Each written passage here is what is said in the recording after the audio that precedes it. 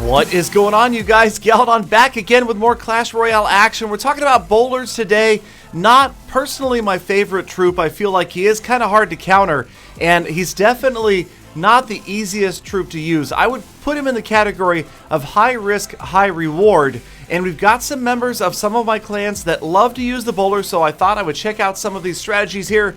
As we've got Angel, use Spike, level 11, going against the level 12 player. Immediately the Royal Giant is out, and the bowler not real effective, of course, against the Royal Giant. But check out that splash damage, just wiping out everybody else behind the Royal Giant. Why didn't I think of that? That's actually a great idea. So you don't need a princess, you don't need a fireball, arrows in there. You can use the bowler to splash right through the Royal Giant.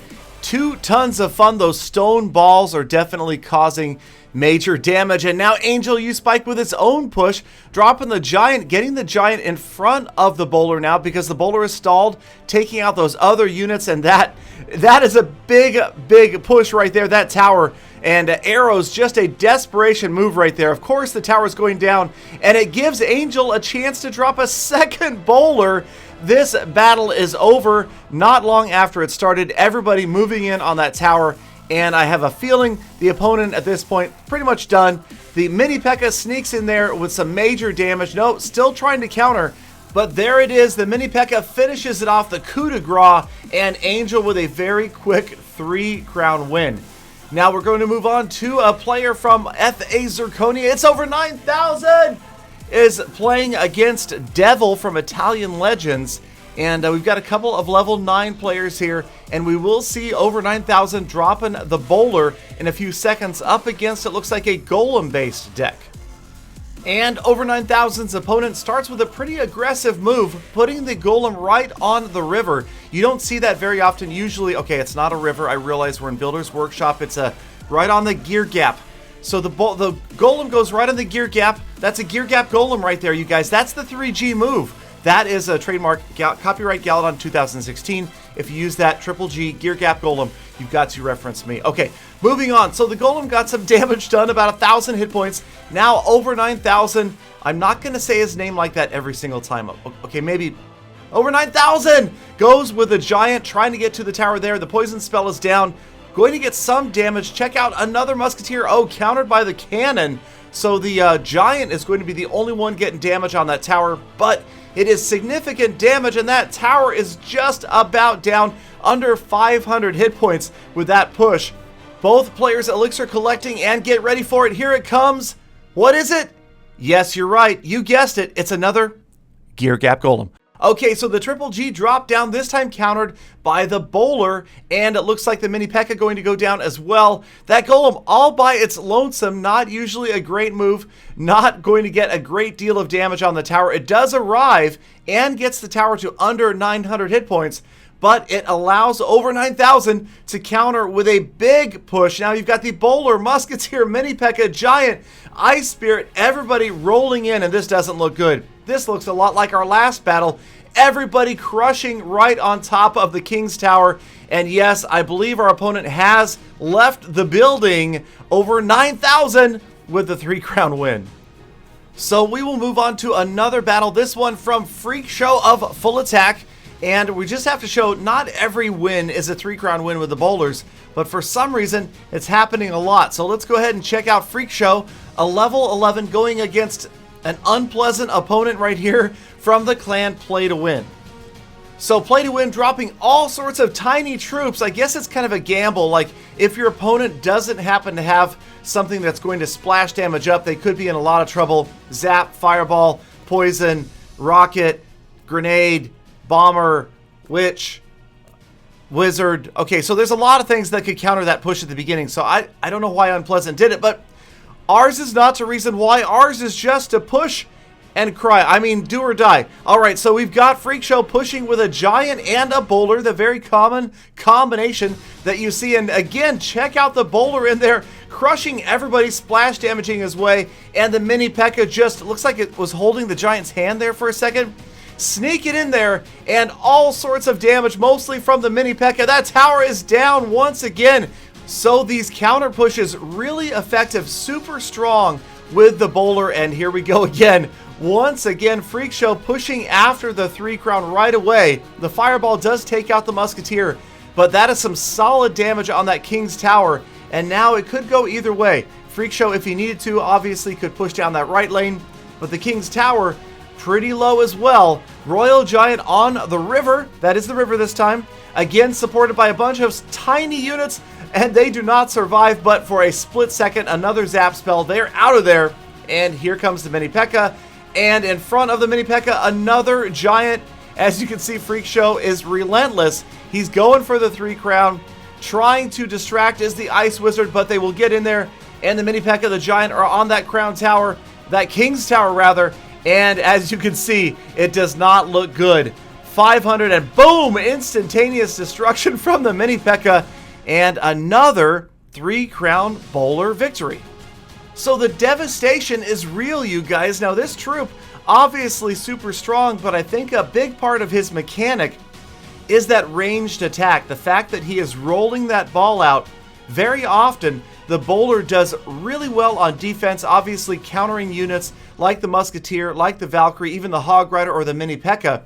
But it stalls, it'll sit back there, and that is what is so dangerous about having any opponent that has units that are stalling, that are backed by that tower, that are on defense, because you can put together such a big push. And most big units like the bowler do not stall. You won't see a Royal Giant, a Giant, or a Golem stall and sit back and wait for other units to gather with it like you will the bowler when it's on defense.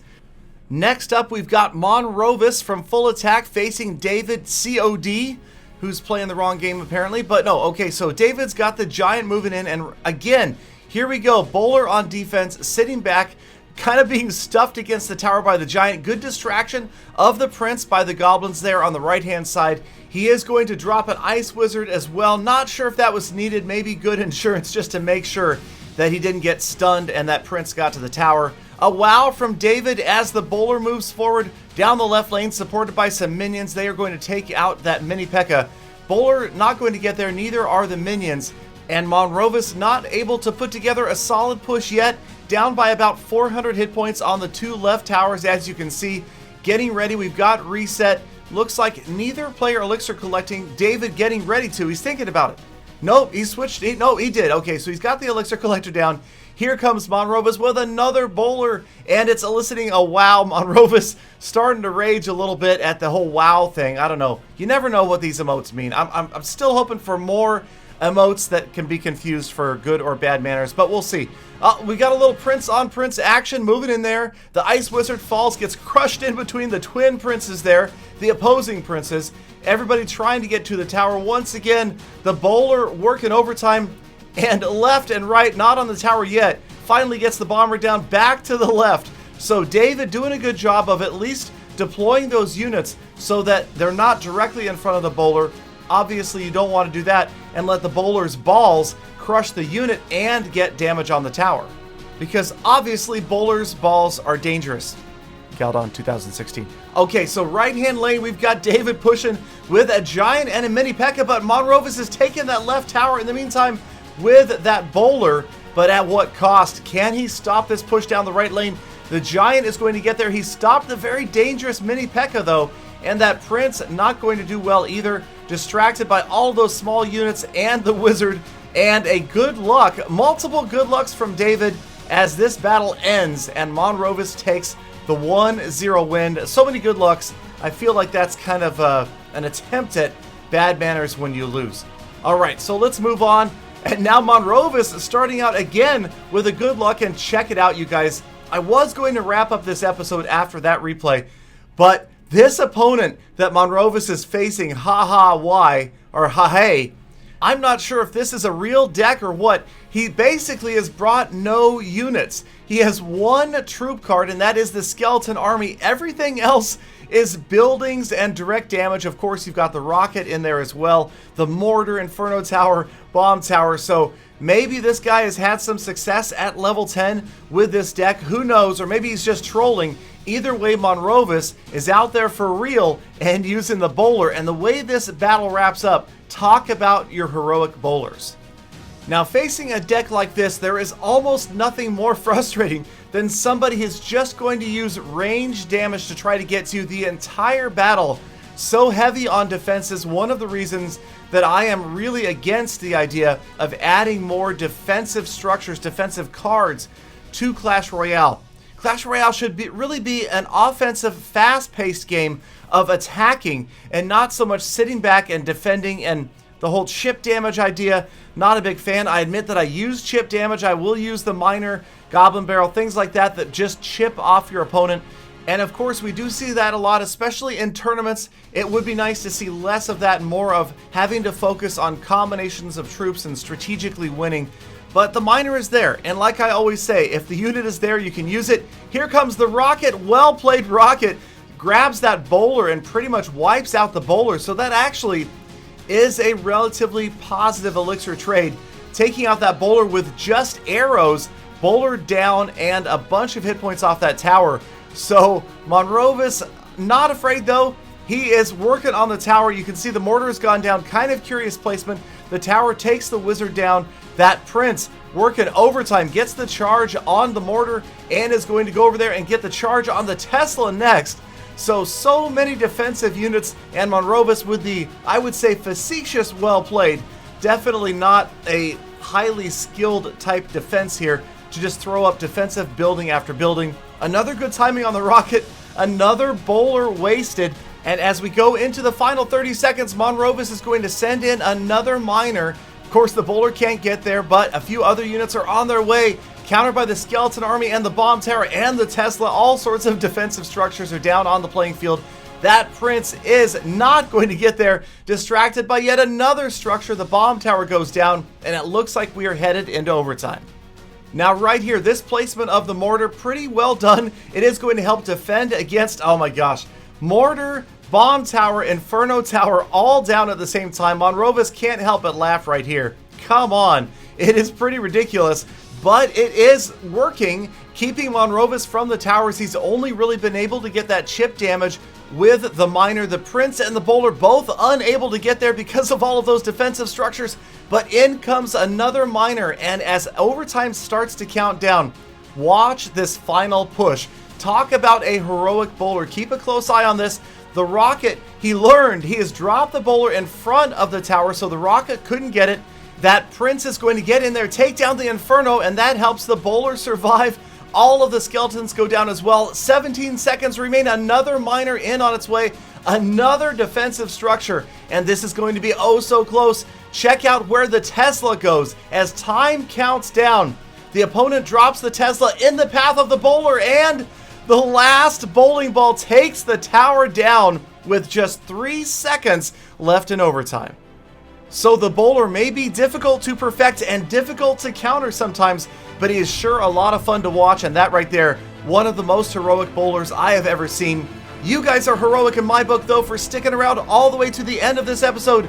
Please do hit that subscribe button, thumbs up if you like the video, hashtag GalaFam. Love all you guys, have a great day, and I will see you tomorrow for more Full Attacks.